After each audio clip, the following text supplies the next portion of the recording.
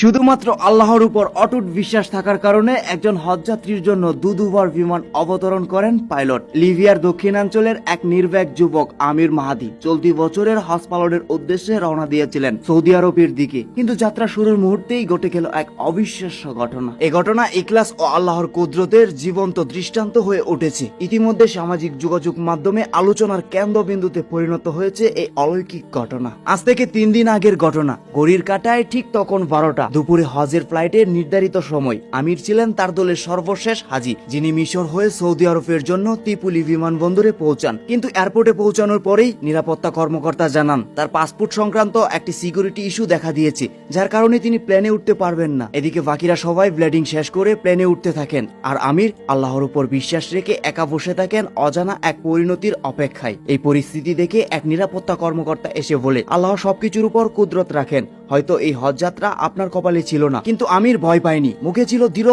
বিশ্বাস। জবাব দিলেন, ইনশাল্লাহ প্ল্যানটি উড়বে না, আবার ফিরে আসবে।